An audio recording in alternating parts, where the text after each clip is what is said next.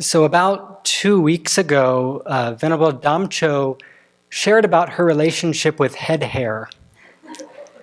And so I wanted to give a slightly different perspective on head hair and also body hair, not nails, but teeth and skin. And this will be a much sadder story than hers was. This has to do with my dissatisfied, unhappy mind about those parts. So the global beauty industry is worth over $500 billion this year. So I know I am not alone in my dissatisfaction with my body. And I wanted to go part by part, decade by decade, and explain to you my suffering. So it began with my skin. As many people have, I had a lot of acne. And I remember one night, I think I might have been undergrad in college, maybe in high school, and I stared at myself in the mirror, and there was a big zit in the middle of my forehead. And I had planned to go to a party or some event that night. And instead I had a big pity party. My mind was the size of the zit in the middle of my forehead. I was miserable. And I tried creams, different face washes, alcohol, blackhead strips. I squeezed them, I put salt on them, I even put toothpaste on them. Eventually, a dermatologist told me to use a mild soap, and it so happens that it went away for a while. So then in my 20s, I had the same kind of haircut, I think, that Venerable Damcho described, where I spiked it up in the front. And I was at a party, and a friend came up behind me and said, "I think you're going bald." And at first, I was just in denial. I mean, I was maybe 19, maybe 18. I just couldn't face that. But I was going bald. I remember walking into a bar when I was 21 thinking, it's not fair that I never get to feel confident about my appearance. And so again, I tried to hide it. I tried to fix it. I used creams and shampoos and pills. I went in for laser treatment. There was even this shake-on hair, it kind of looked like fish food. And you shake it on, and it kind of disguises your hair. I investigated getting a hair transplant, although I never did that. I was also looking into scalp micropigmentation, which is a kind of tattoo that this company has invented.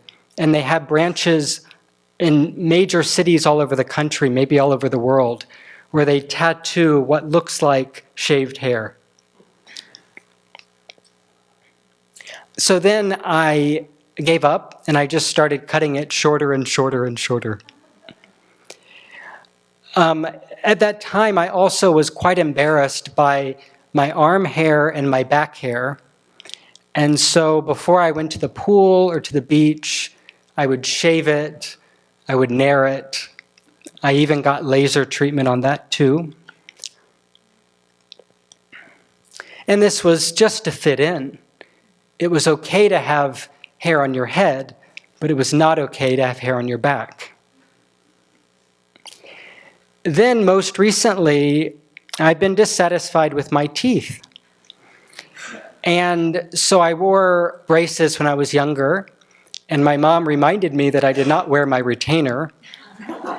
And so I had a lot of self-blame. I even tried to shave down one tooth. And I thought, wow, This is just how it is. You try to fix it and it changes.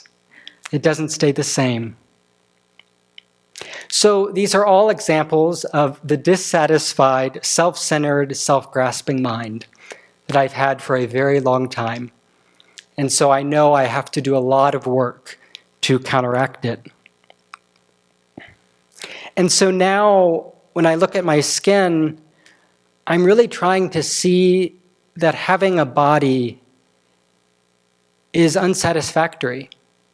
I have absolutely no control over where the mole pops up next, where the sunspots start to appear, and where my wrinkles are.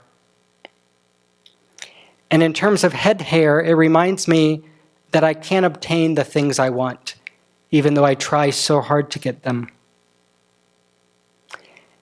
And when I see my body hair, I can think about this is meeting what I don't want. And it makes no sense to want hair on one part of my body, but not want it on another part. And so while shaving my hair has not been specifically meaningful, shaving my beard daily is quite meaningful because it's the hair that I'm the most attached to. And so I shave it off every day. And when I look at my teeth, I can think that I'm being separated for what I like, and I can use them to chew food. So again, I'll go back to Shantideva, who has many excellent questions that I will continue to ponder the rest of my life and all future lives. He says in chapter 8, verse 69, "Why go to such excess to clean and polish what is but a weapon that will injure you? The cares that people squander on themselves in ignorance convulse the universe with madness." My mom told me a story of a family member who woke up every morning, went to the bathroom to put on her face, and got back in bed before her husband woke up. I knew a friend in college who emptied the pack of Crest white strips. So she was stealing these to make her teeth whiter. And I knew of a performer in Atlanta who died after getting an implant.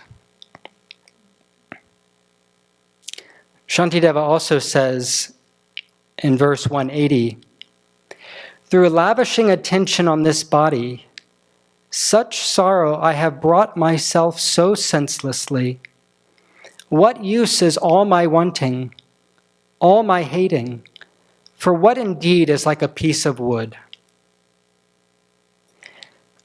Joan Rivers was a famous American comedian who received 348 cosmetic procedures in her life. She made her career by making fun of politicians and other famous people about how they looked, and she even used self-deprecating humor. And her daughter, Melissa, said she was never happy. She always felt less than. And now her ashes are inseparable from the earth. Shantideva goes on, "Therefore, free from all attachment, I will give this body for the benefit of beings. And though it is afflicted by so many faults, I shall adopt it as my necessary tool. This is what I want to live by." It's simply a body to support the mind's development of good qualities. It's a support for my precious human life. That's it. So, Venerable Children, you've said many times that we're getting older and uglier, and yet we all want to be younger and more beautiful. And Bhikkhu Analio, in Perspectives on the Satipatthana, says, "The deconstruction of bodily beauty, evident in the present exercise, that is, the meditation on the parts of the body, leads to another conception of beauty, the beauty of the mind, reached by eradicating attachment as well as aversion in regard to the body or anything else. And there's a sutra that says, a mind well cultivated in benevolence is supreme in beauty. And so while our bodies get older and uglier, we can use the Dharma to make our minds more beautiful. He continues and says, meditation could in a way be considered the proper means of beautification. So may we all beautify our minds by removing our afflictions and cultivating good qualities, knowing that this is a very worthwhile endeavor and one that will not be undone at death, but will propel us to full awakening for the benefit of all.